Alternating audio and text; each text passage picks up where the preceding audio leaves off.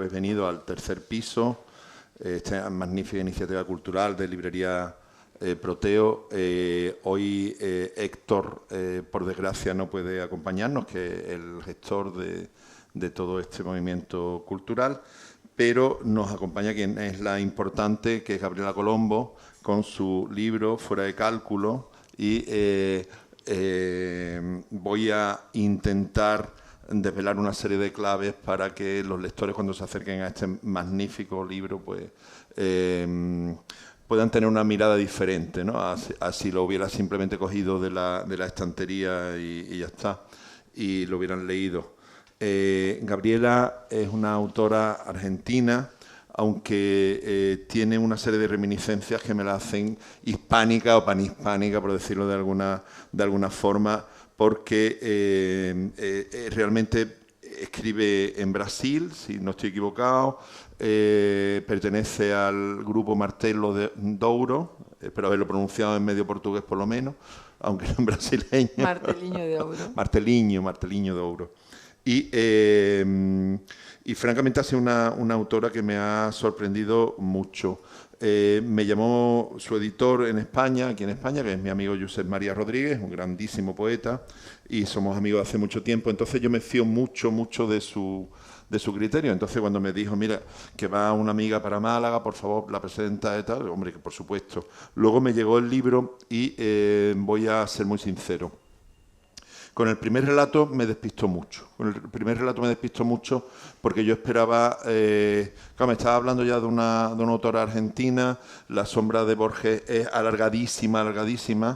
Luego te confesaré, Borges me dio a mí una clase, ¿eh? Yo creo que fue de las últimas clases que me dio.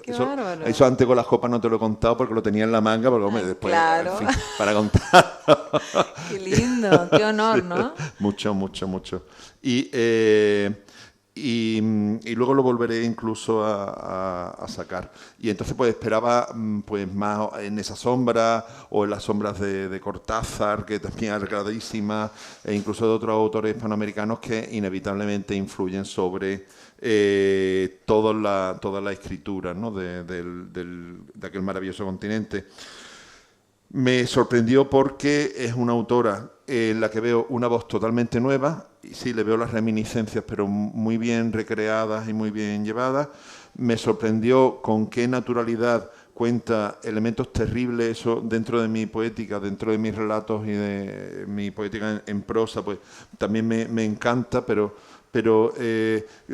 retrata un mundo sin ninguna piedad, sin absoluta piedad, pero esa falta de piedad puede ser tu vecina, puede ser tu amiga, puede ser tu familia, puede ser tu marido o demás. Entonces, la tesis fundamental, creo yo, de esta serie de relatos, Fuera de Cálculo, que no voy a ir desvelando evidentemente mucho, pero que tienen una unidad absoluta. No es un libro que habrá sido como todo el libro de relatos, poquito a poco pergeñado, pero con una unidad que francamente sorprende y es muy grata. Pues el elemento conductor es cómo la humanidad se ha deshumanizado hasta tal punto que la normalidad es lo que debería ser anormal, o lo que debería ser lo que nos horrorizara como seres humanos. Pero además no ha tenido que acudir a mundos imaginarios, no ha tenido que acudir a escenarios terribles. Es tu vecina, es tu pareja, es tu madre, es tu familia y demás. Solamente en alguna parte se permite darle un poco más de rienda suelta a la imaginación de una naturaleza. De todas maneras, incluso en esa imaginación, la naturaleza se rebela contra el ser humano, harta ya de tanto daño y harta de tanto sinsentido, ¿no? Sin embargo, no cae en ningún momento, que ahí es donde está la gran genialidad de Gabriela, no cae en ningún momento en un mundo utópico de reivindicación naif o de reivindicación demasiado inocente y nada, sino que lo sigue llevando dentro de la normalidad, de manera que tú crees que tu vecino, dentro de su piscina, pues le puede estar ocurriendo algo tan terrible como que los árboles toman vida, como que toman más que vida, toman conciencia de sí, y por lo tanto intentan educar a los humanos, y con una normalidad absoluta. A mí el libro me ha gustado mucho y me parece escrito con una soltura de maestra absoluta. Se va leyendo con mucha velocidad. Yo por torpeza mía, no por otra cuestión, he tenido que echar hacia atrás alguna vez, pero porque es tan argentina que sus personajes, sin que ella se dé cuenta, toman Fernet Branca o están escuchando tango, y entonces antes lo estábamos discutiendo, estábamos hablando, deberíamos hacer una especie de vocabulario común, ¿no?, de ropa hispano-argentina, porque si no, yo no sé ni qué pedir. Y salvo 2, 3 detalles que además a mí personalmente me hicieron gracia conmigo mismo, que no me suele hacer ninguna gracia, pues de cómo había interpretado yo alguna cuestión, pues el relato está escrito en un lenguaje muy de calle, muy normal del día a día y demás. Entonces es una autora que es capaz de convertir en magia lo que pasa desapercibido al lado de la calle, y ese me parece una cualidad fantástica. Bueno, muchas gracias. Esa era la idea, ¿no? Conseguir extrañeza, ¿no?, lo raro desde lo cotidiano, que es un poco como soy yo. Yo todo lo que veo y todo lo que observo... Bueno, este libro me representa muchísimo porque yo veo las cosas como están narradas en este libro. Yo espero que no. En ciertas cosas yo personalmente espero que no. O sea, antes estábamos... Hay uno de los relatos, por ejemplo, me vas a permitir que desvele, ¿no? Pues una persona, para algo tan cotidiano, tan trivial como puede ser, voy a enseñarle un perrito que además he descrito con cierto cariño, es que fue el que más me llamó la atención. Pues nada, mete marcha atrás en un coche automático. Eso a nosotros los europeos nos llama mucho la atención porque tenemos que hacer tantas cosas que lo que tú cuentas es de ricos, ¿no? Es de barrio muy, muy de rico con coche automático. Entonces le pasa a un ciclista, le pega al ciclista, le pasa por encima y la mujer no tiene otra cosa que hacer y dice, bueno, voy a darle la vuelta a la manzana por si esto ha desaparecido o no me ha visto nadie y tal, y puedo coger y puedo ya pues matarlo, porque es que no quedaba otra. Y todo eso en el entorno tierno de llevar un perrito a casa de otra persona para que conozca al perrito y tal. Por eso digo que es un mundo sin piedad, pero claro, yo me pongo en la piel de esa persona y echo el coche marcha atrás y pillo un ciclista y sé la que me va a venir encima y yo creo que continúo mi relato personal, no el relato, sino biográficamente esa persona va al maletero, el coche va a un lago... No, pero, hombre, sí, ya te digo yo ¿viste que sí. José Luis canta gente que va manejando a toda velocidad y de repente atropella a alguien y sigue de largo? Bueno. Sí, pues eso, por eso te digo. Pero en esta historia es la historia de una chica joven que sufre insomnio y le quiere conocer el perrito pequeño recién comprado de una amiga y le ha sacado del auto automático al hermano que no lo sabe manejar.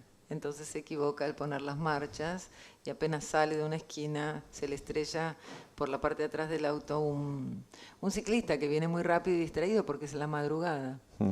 Y ella tiene esas reacciones. Todos mis personajes en este libro tienen reacciones desopilantes, ¿no? Reaccionan de una manera extraña. Y ella, en el ataque de nervios que tiene al ver la situación que el hombre le ha quedado entre las 4 ruedas del auto y no puede mover el auto para ningún lugar porque lo tiene atravesado, le da como un ataque de pánico y sale a correr.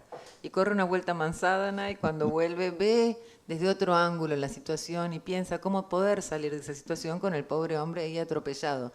O sea que es un poco lo que pasa, esa falta de empatía, esa falta de responsabilidad social llevada a un extremo y con humor negro, ¿no? Porque... cómo salir de ese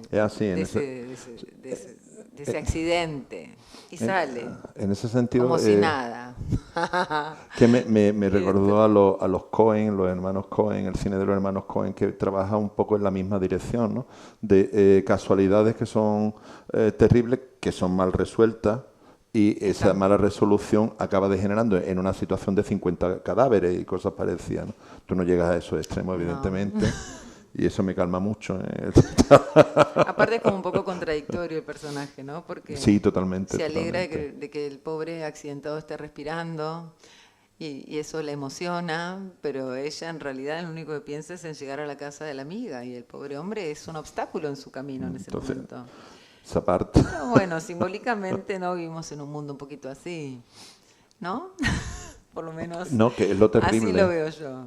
Es que ¿no? todas las situaciones que ella retrata en sus relatos, pues, primero me gusta en el sentido de que hay una clase media, media burguesa, cotidiana, que la tenemos al lado y todo muy normal, nada raro.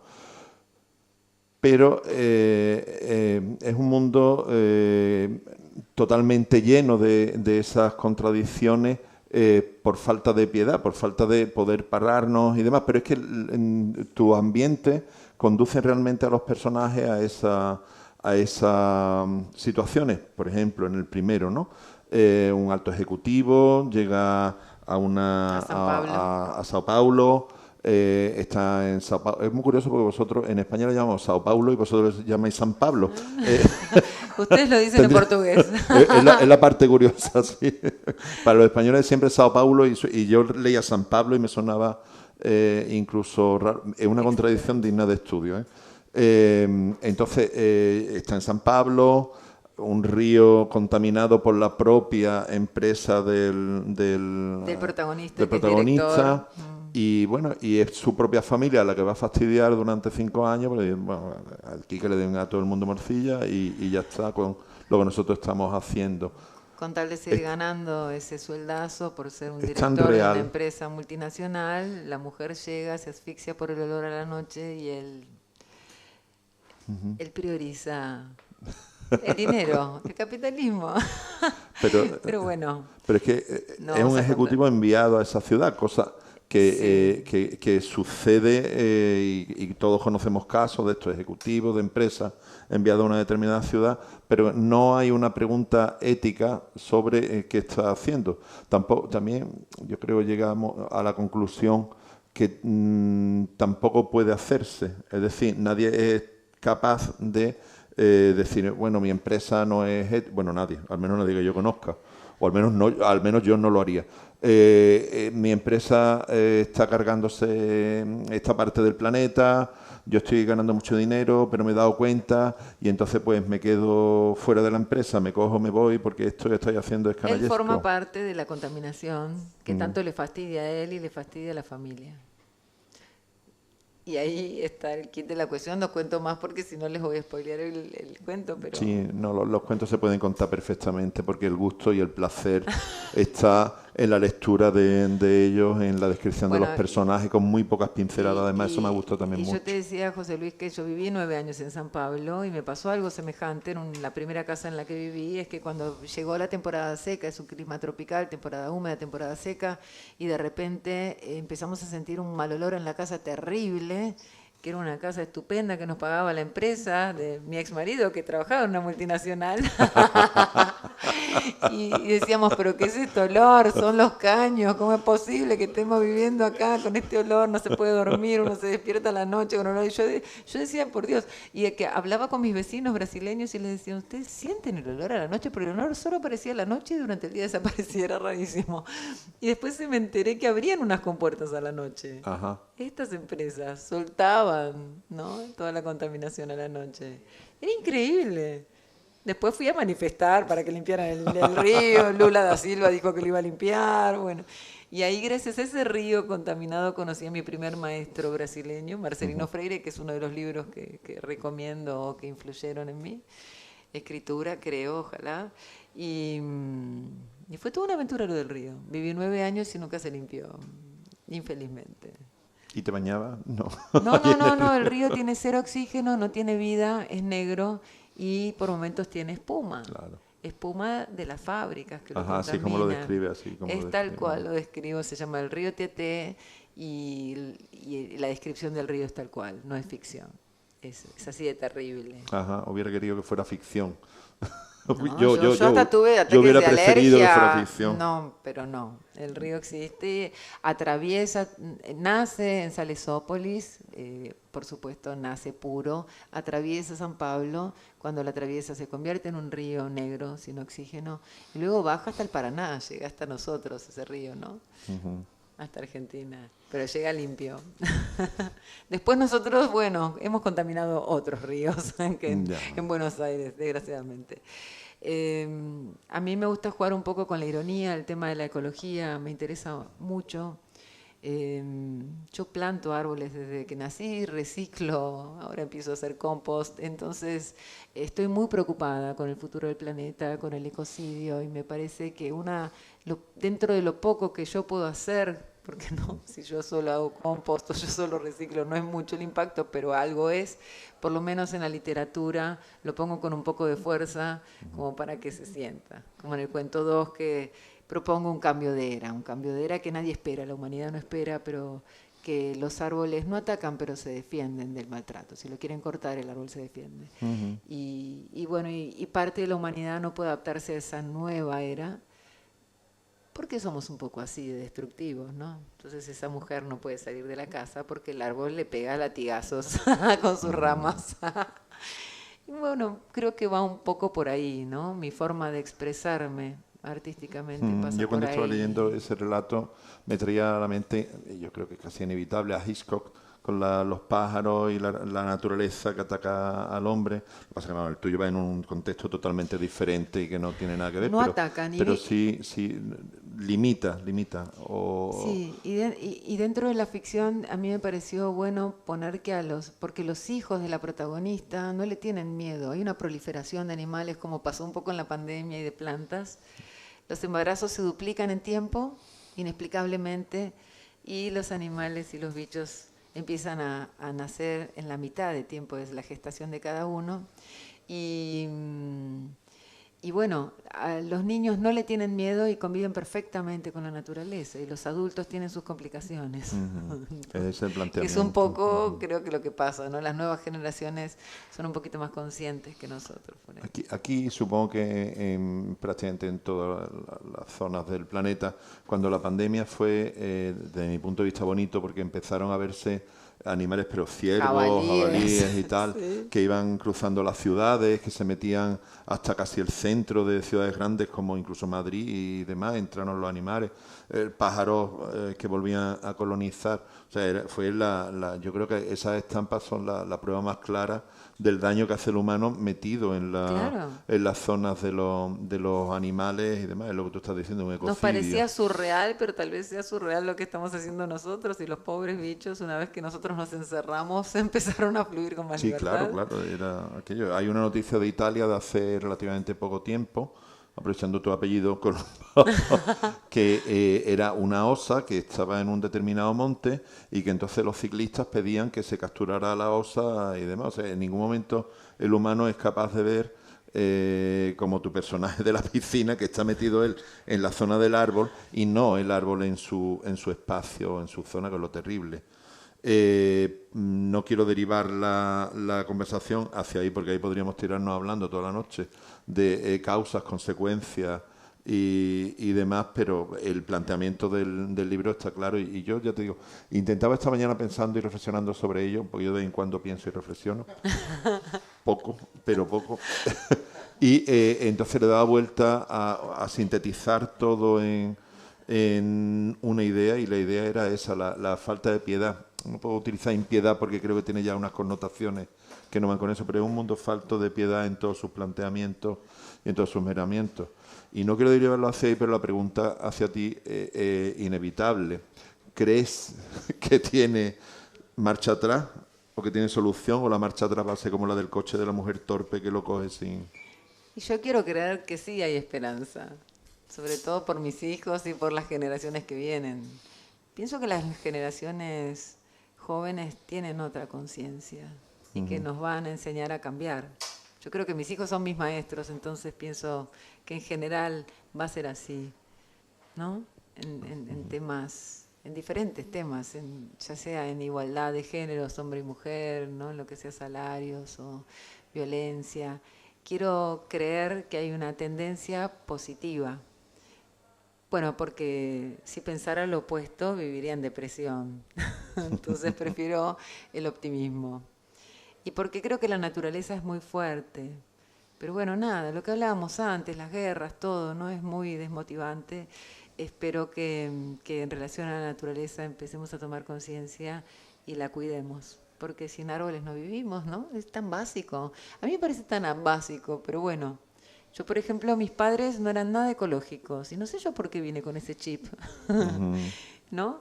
Pero espero que tomemos conciencia, que no va por el lado del dinero, los edificios y por cementar todo, que va por el lado más de dejar a las plantas crecer y de poder convivir con los animales, como está pasando ahora en Alemania, ¿no?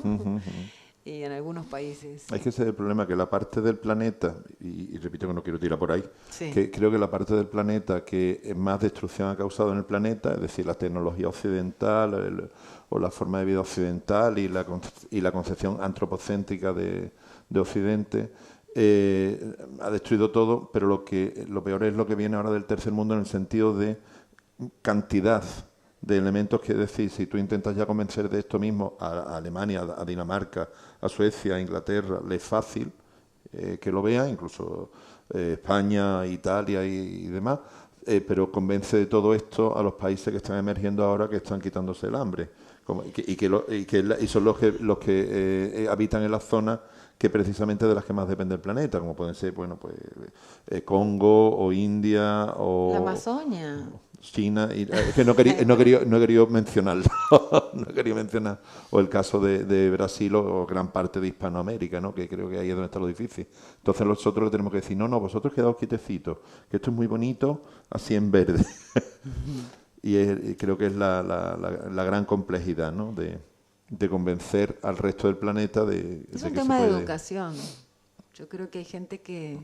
Yo me he metido en un grupo en mi barrio que se llama Defensa del Arbolado porque el municipio está podando todos los árboles y los está destruyendo. Y después me vengo a enterar que hay vecinos que los envenenan porque no quieren juntar más las hojitas que caen de los árboles. Entonces yo digo, qué locura. Es todo tan difícil, ¿no? Pero se puede. Estamos logrando frenar un poco toda esta locura que está sucediendo en mi municipio, que es un municipio bastante verde, yo vivo al lado del Río de la Plata, y de a poquito los cambios se van logrando. Pero bueno, a veces no soy tan optimista, tengo días más oscuros, pero en general tiendo a pensar que lo vamos a lograr como humanidad, eso espero. Hemos hecho tantas cosas tan maravillosas, vivimos en un planeta tan rico que sería una pena que nos autodestruyamos de esta manera, ¿no? Bueno, yo creo que va a ser el planeta propio el que va a poner a sus árboles a dar Indudablemente, azotes. indudablemente con las sequías, los tsunamis y todo lo que nos está pasando, ¿no? Como que hay un momento en que hay que decir, nosotros tuvimos 50 grados de sensación térmica en Buenos Aires, que es increíble en verano, por poco nos morimos todos, después tuvimos cortes de luz por los problemas que tenemos.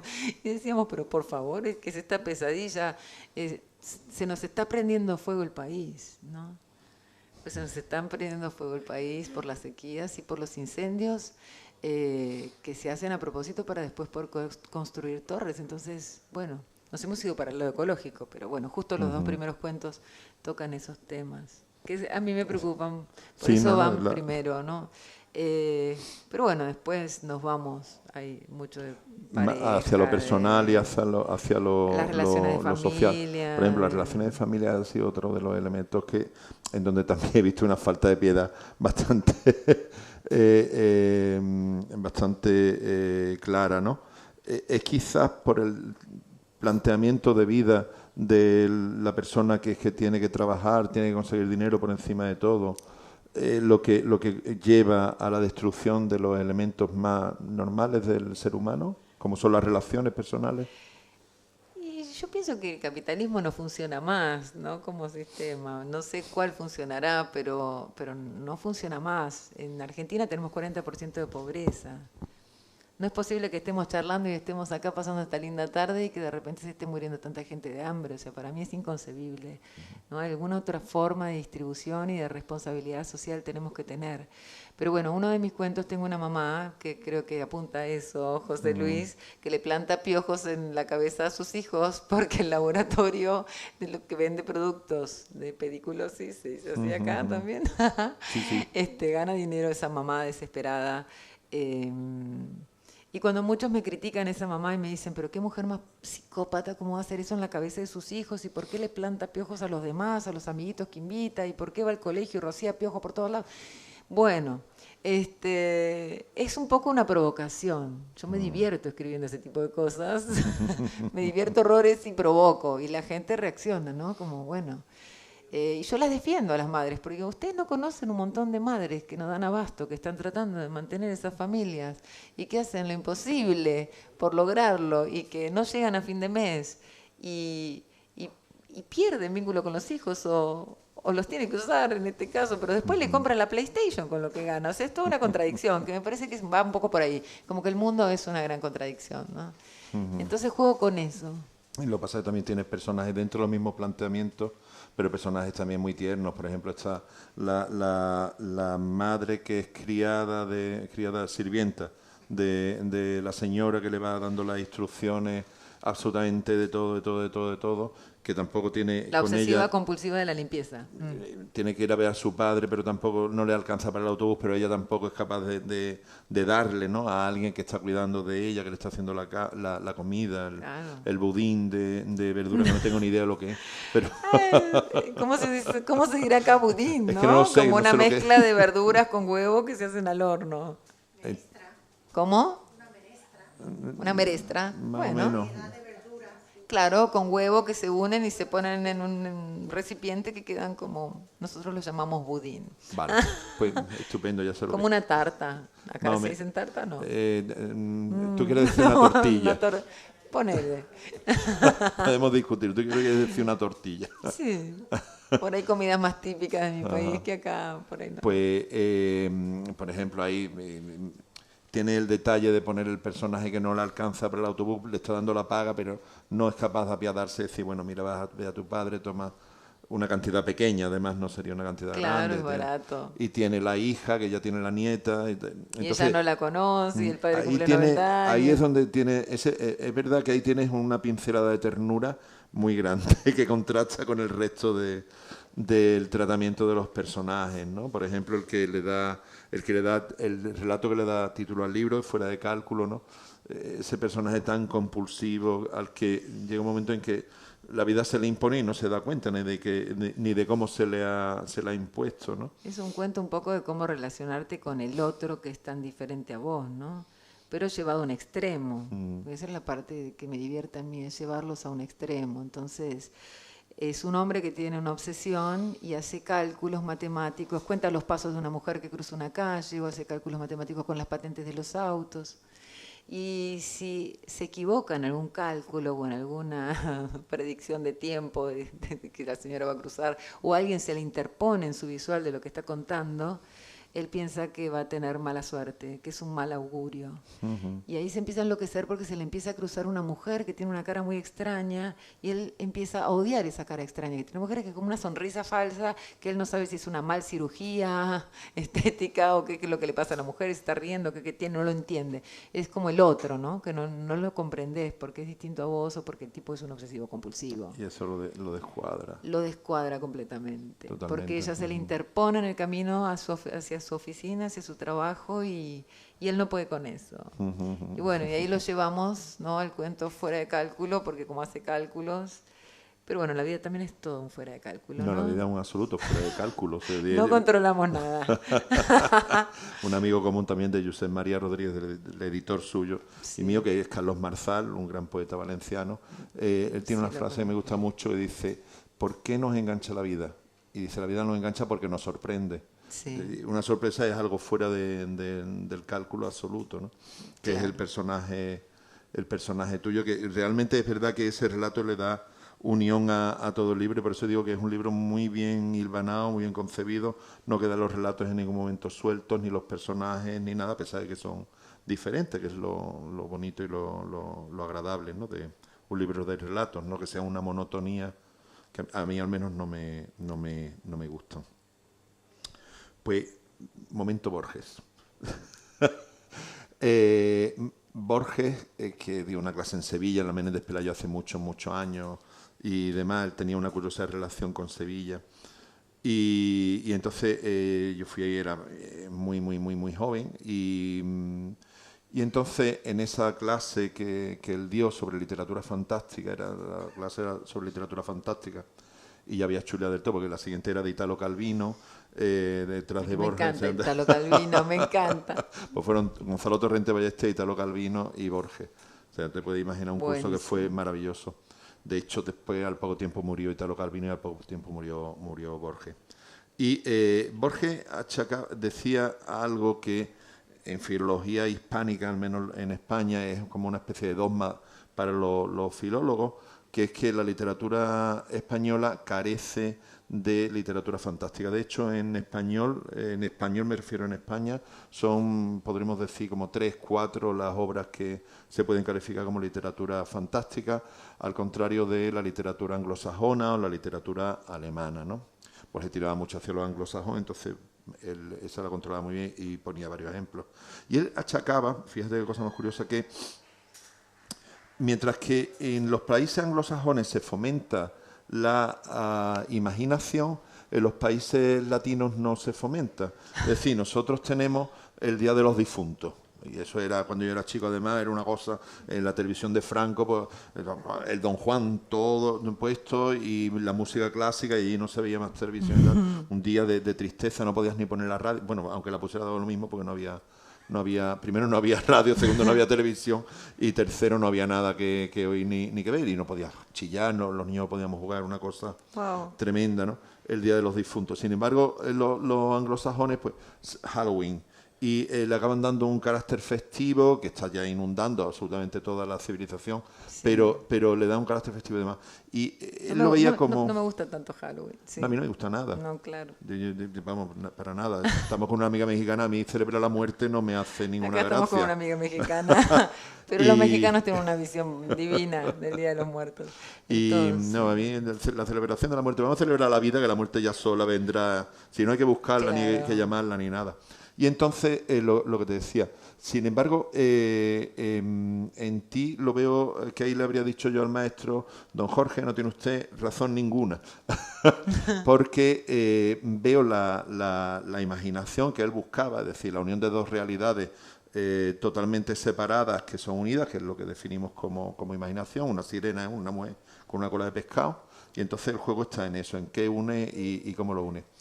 Y yo en ti pues me ha sorprendido gratamente el ver esos retazos de imaginación, pero que no caen fuera de la realidad, que se quedan totalmente dentro de lo que uno se puede encontrar en todos los días. No es una pregunta, es una clase que te estoy dando, porque veo que se me está yendo a mí también una reflexión que me reinteresa, ¿no? Sí. Y entonces eso es lo que de pronto me he dado cuenta que estoy ahí con la clase. No, me súper interesa. Eres muy piadosa conmigo. Tu visión, tu lectura, me reinteresa. Y esa bueno, es nosotros con José Luis nos acabamos de conocer, ¿no? Así que... Sí, esto no más que el principio de una bonita amistad, ¿no? Con certeza. Y entonces pues vi que eso, tu uso de la imaginación está muy dosificado, pero que a la misma vez está dentro de lo que es lo cotidiano, y creo que ahí es donde está la gran sorpresa. Sí, sacando dos marcianas que son bastante humanas. Con sus gafitas y sus delantales. Bueno, parte de mi proceso creativo se origina en mis sueños, con lo cual... Eres argentina, es inevitable. Con lo cual sueño cosas extrañas, tomo notas, apenas me despierto para no olvidarme los sueños, y a partir de ahí avanzo. Entonces esas dos, el del cuento Experimento Marciano, lo soñé perfecto, o el del cuento del celular que queda atascado en la garganta del hijo, lo vi con total claridad como una película. Y lo que más me sorprendió cuando me desperté, el hijo se traga el celular, el móvil de la madre, y le queda en el cuello. Una BlackBerry, además. Móvil. Una BlackBerry que es como una frutita, pero eso, ¿no? Le pusiste un cuello, vamos, una cosa más grande que yo, ¿eh? Mira que tengo cuello. Le puse algo grande porque es un cuento que escribí hace unos años. La BlackBerry. Y lo que más me sorprendió del sueño, cuando me desperté, dije, ¿qué fue esto? ¿Una pesadilla? No, porque en ese mundo era natural que los niños se tragaran, los hijos se tragaran los celulares de los padres. Entonces dije, bueno, vamos a escribir sobre esto, que ese mundo es natural. Lo que no es natural, no voy a tampoco a desvelar, porque el relato es, como todo es magnífico, pero no voy a desvelarlo, perdón. Lo que no es natural es la reacción de la madre, claro, ni la reacción de los médicos y de todo el mundo que lo trata, eso es lo que provoca. Porque en ese sistema lo más importante es que la madre... ¿Lo digo? No. No. Bueno, pueda continuar usando su celular. No, Nada más. El lector se tiene que quedar simplemente con la pincelada, ¿vale? De eso, de una madre con una reacción extraña, pero es que vuelvo a insistir en lo de la imaginación como elemento cotidiano. Es extraña, pero si te pones a reflexionarla, dices, hostia, que yo conozco a fulanito y a menganita no como madre, sino como padre, que si le pasara eso, reaccionaba de la misma manera y al niño, vamos, pasa a un segundo plano y... Como esas desconexiones, ¿no? Sí, como si después puede vender los órganos, tomada por la le saca un dinero. tecnología y bueno, sí. Bueno, yo ese cuento me divertí horrores escribiéndolo, por ejemplo. Yo me divertí. Ajá. No sé si el lector se va a divertir leyéndolo. Yo creo que sí. Yo es de los que con los que me he reído. Bueno. Con ese, el del ciclista, es con los que más me he reído. ¿Te reíste con el del ciclista? Sí. Mira vos. Es que yo me veía que hubiera hecho lo mismo. Entonces, que es lo peor. Con esos dos recuerdo que me reí, me emocioné en el sentido lírico de... Perdón. El de la criada que tiene que llevar al padre, ahí las metí una pincelada lírica preciosa y el primero reconozco que me descolocó mucho porque es que no sabía muy bien lo que estaba leyendo. Yo le esperaba un final mayor, un final más largo, un final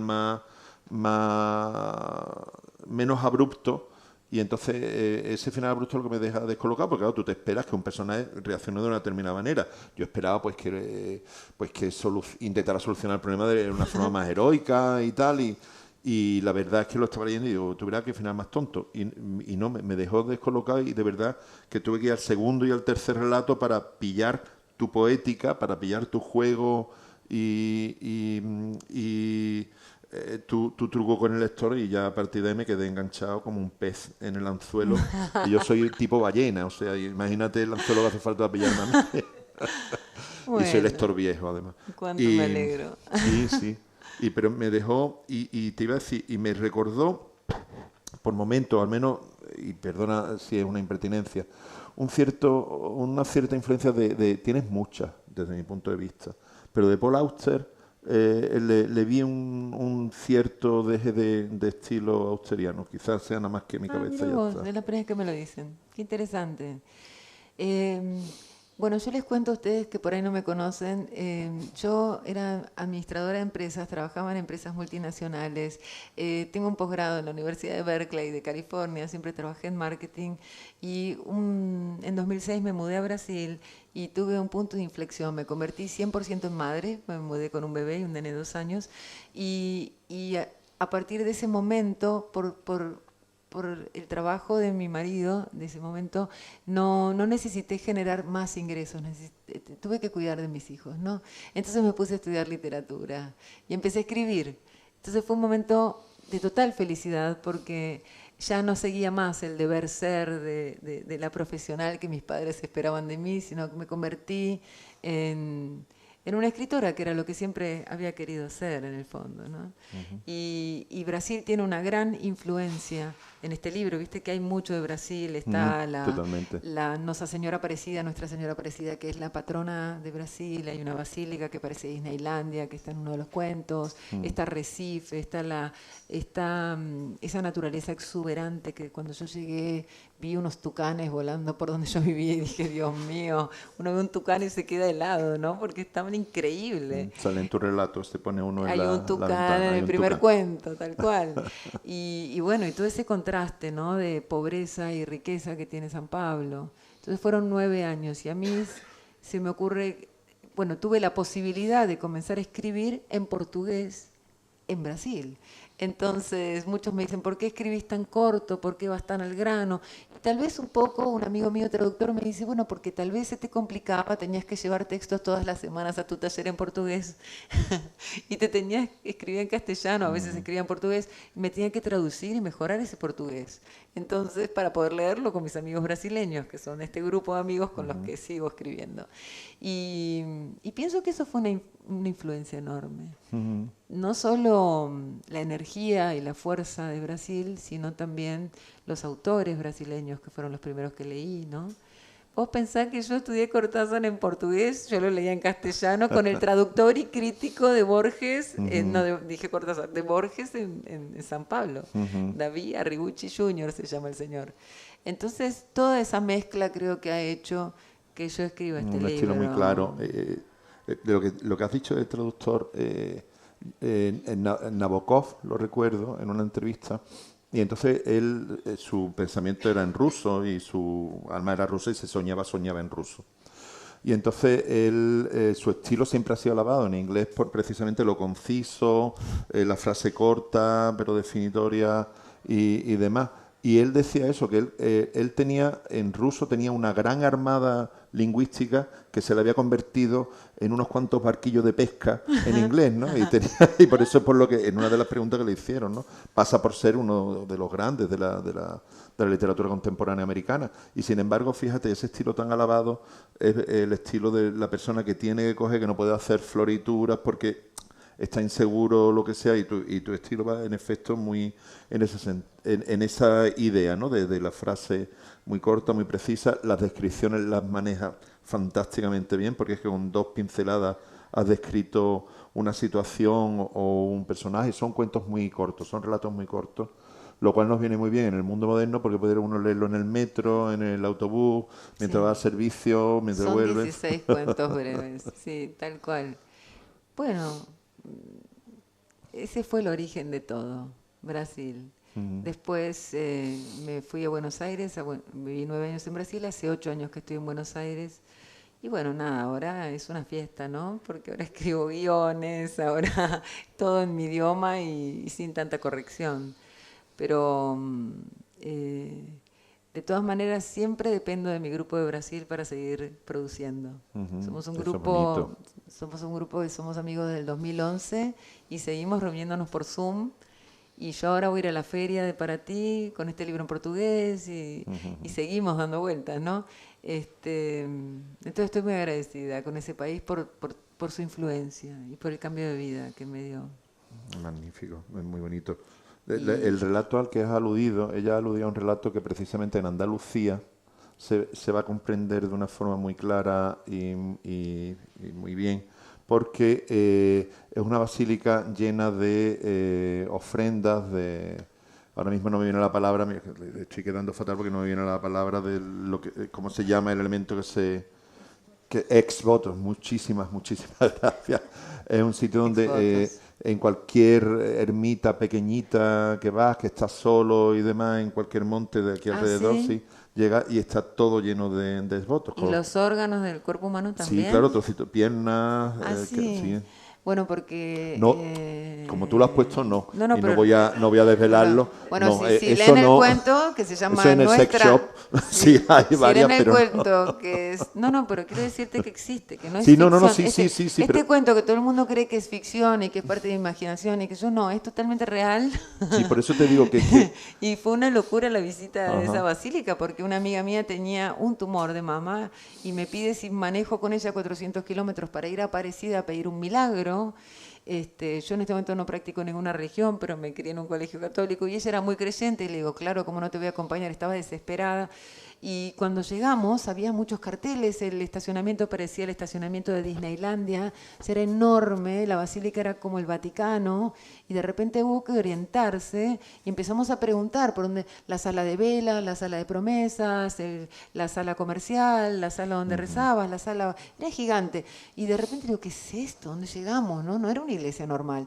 Y bueno, era una basílica gigantesca. Y alguien me dice, no, tienen que empezar por la tienda.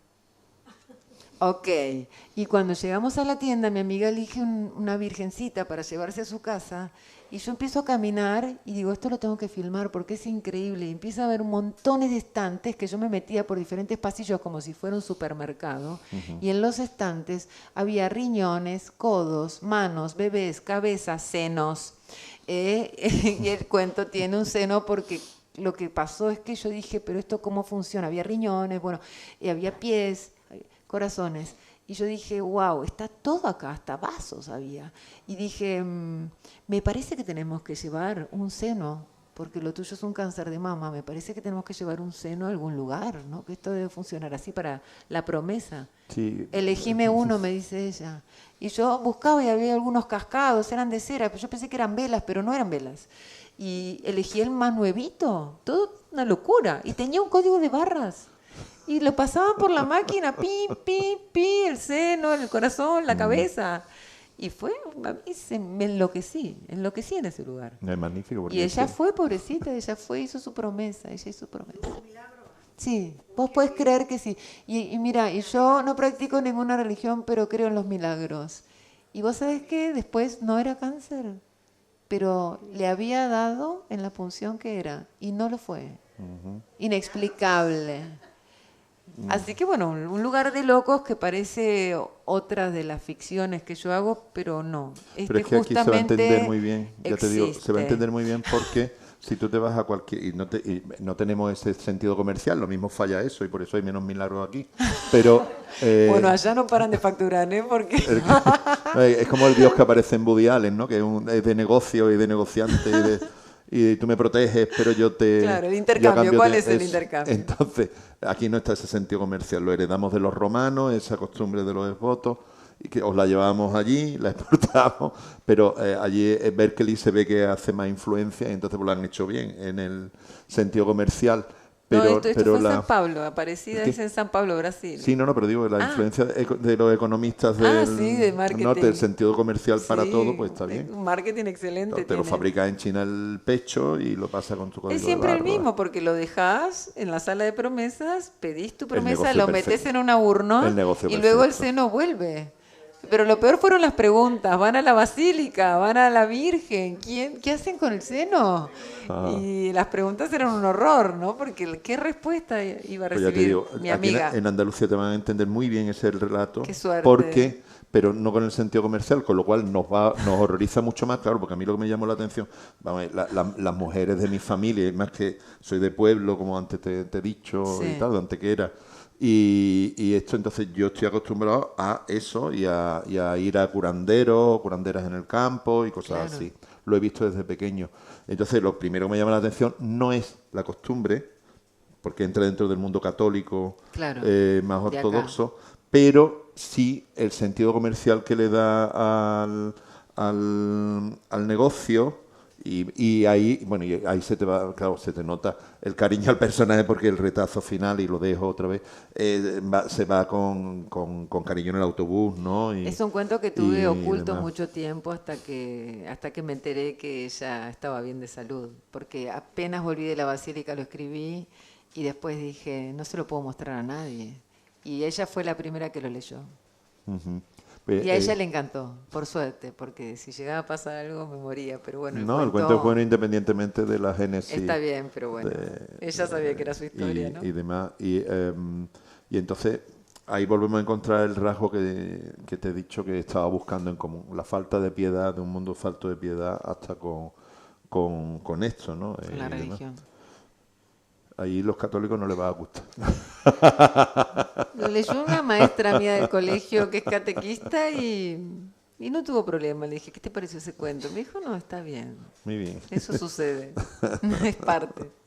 Bueno, son ya las 8 menos 5, llevamos ya una hora charlando. Yo puedo estar otras 2, sin problema ninguno. Debo tener algún gen argentino.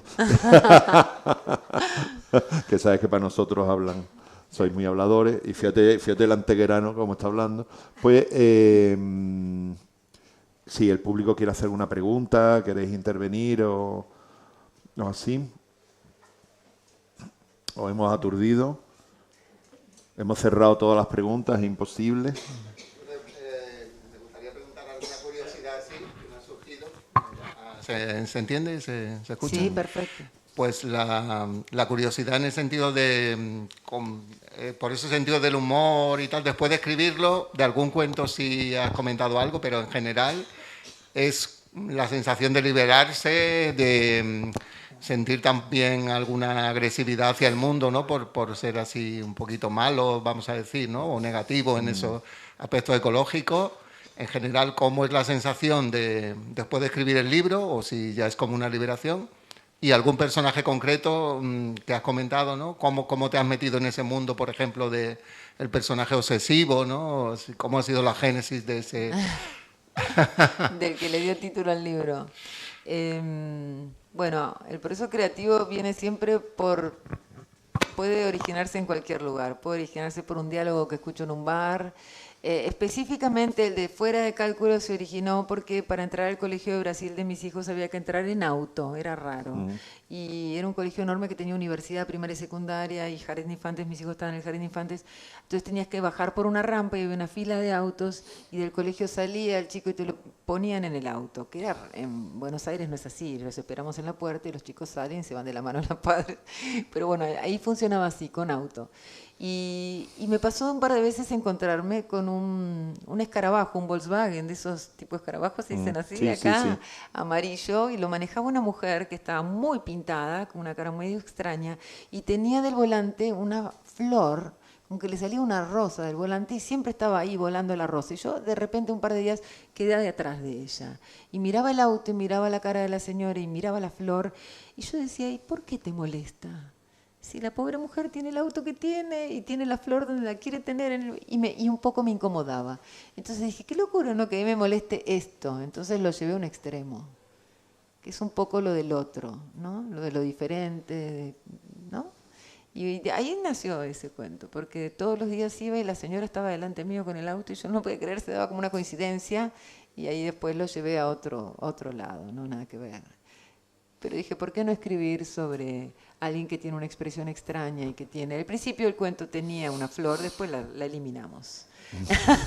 Y se fue por otro lado. Se ha quedado nada más que con la expresión rara de... Que la exageré un montón, por Sí, supuesto. porque parecía el payaso de McDonald's, el Ronald McDonald. Sí, la pero, exageré un montón porque, bueno, me divertía hacerlo. pero estaba muy bien, ¿no? Estaba muy bien. Me recordaba un cómic, pero ahora mismo no me acuerdo del dibujante, del personaje con la sonrisa extrema. Era un Joker y vamos, no voy a desvelar nada, es que si me pongo a contar al final, hostia, qué libro más bueno, me ha encantado. Ay, qué cómico. Bueno, no sé si quieren que comente algo más o si alguien tiene alguna duda. Sí, tenemos Perdón. libros. Sí, discúlpame que ¿Dónde estoy... están? ¿Querés que los agarre? Ahí está. Aquí detrás ya llego yo. Bien. Una de las características de este encuentro en el tercer piso es que se le pregunta a la autora, en este caso, por lecturas favoritas suyas, y entonces, pues aquí están, son breves, de una página, ¿no parece? Muy rápido, ¿no? Bueno, Julio Venga, Cortázar, porque es un esencial en Argentina y me divierte horrores, y la verdad que la primera vez que lo empecé a leer, Bestiario y todos sus libros, ¿no? Hasta los cronopios, o sea, la imaginación, bueno, justo el libro que te regalé, 27 maneras de enamorarse de Santiago Cray, juega un poco con los cronopios de Julio Cortázar. Cuando leía Cortázar me quedé enamorada de su prosa y sobre todo de las vueltas que le da a los cuentos, ¿no?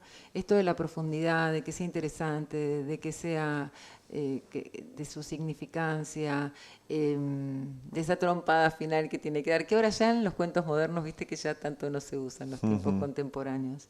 Pero bueno, Cortázar uno de los grandes maestros y no hay ningún argentino que no lo haya leído, y ese fue uno de los primeros libros que yo leí cuando empecé, bueno, todo Cortázar, cuando empecé a escribir.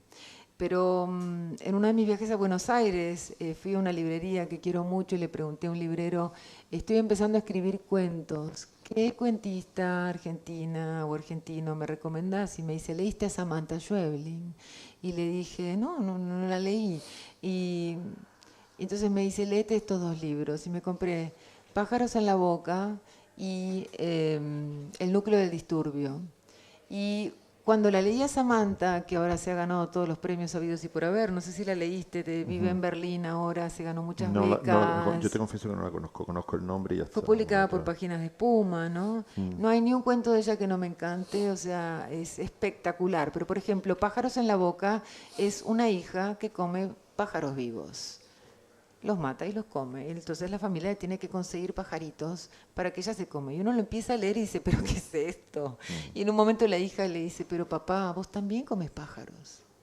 Y juega un poco con la provocación, con lo extraño, y es espectacular. Si no la leyeron, Samantha Jones. Y yo tuve la suerte de ser su alumna en 8 clases. Estaba en San Pablo y ella me dio 8 clases por Skype. Y la verdad es que ella me enseñó mucho a cómo ella veía los cuentos y cómo ella los construía. Y estoy eternamente agradecida. 8 horas de conversación con Samantha, una de las mejores cosas que me pasó a nivel literario.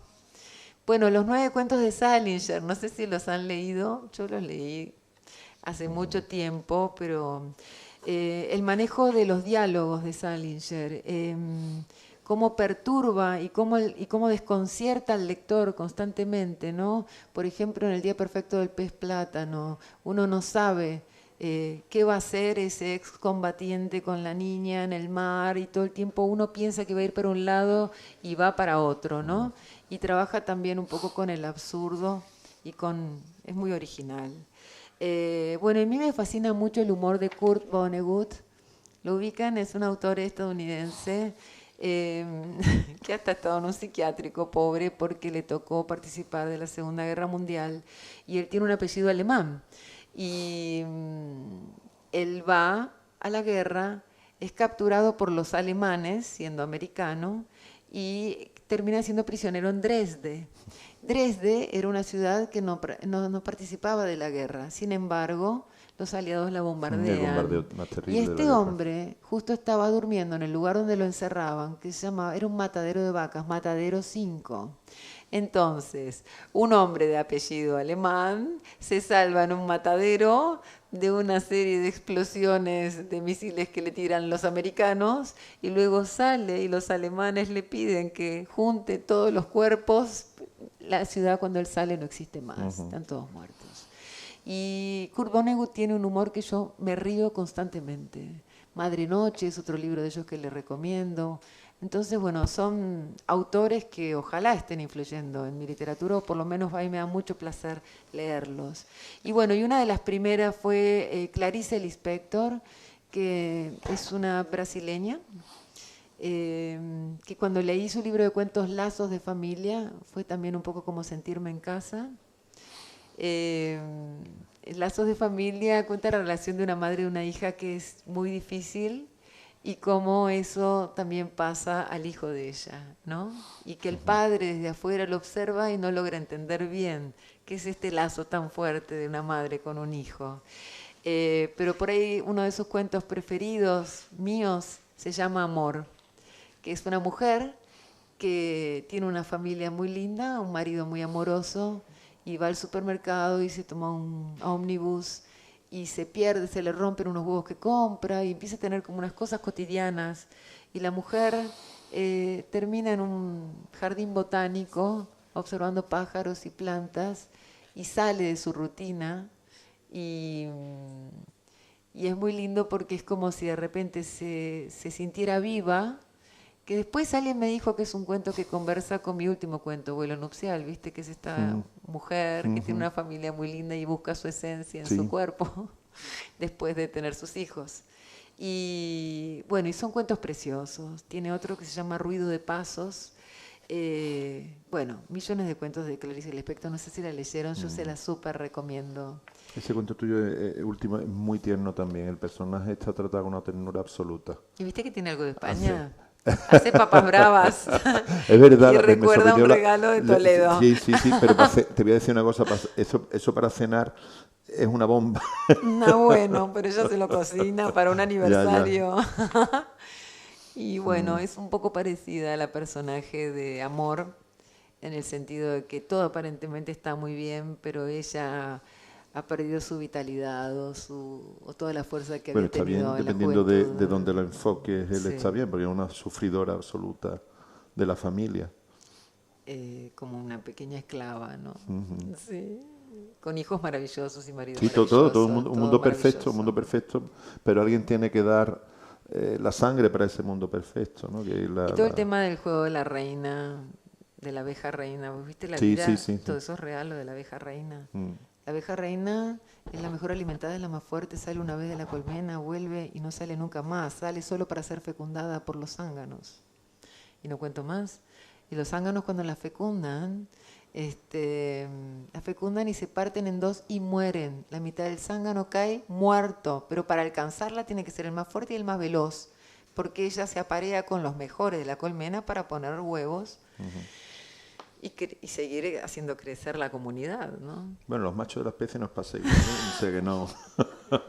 O sea que los zánganos, cuando yo fui a esa ciudad de las abejas existe en San Pablo, los llevé a mis hijos en un viaje instructivo sobre las abejas y me quedé como loca cuando me enteré lo del vuelo nupcial. Y ese cuento se llama Vuelo Nupcial, pues un cuento que bueno, hice un paralelo entre la protagonista y la abeja reina. También muy tierno. Porque esa mujer es fantástico. Sí, cierto. Es la reina de la casa, ¿no? Entonces estos 5 cuentos, estos 5 autores, les diría, más que Clarice, Cortázar. Que se inicia el relato con Clarice Lispector. Sí, el epígrafe de Clarice, que si quieren hacer los leo, Samantha Schweblin y Salinger. Por supuesto, bueno, Borges, tenemos miles de argentinos, ¿no? Que también, Abelardo Castillo, muchísimos excelentes, pero cuando a mí Josep, mi editor, me preguntó, elegí 5 libros con los que te hayas sentido identificada cuando empezaste a escribir, fueron estos 5. Muy bien. Damos por finalizada entonces la tarde, yo creo que ha estado bien y evidentemente muchísimas gracias por estar en Málaga.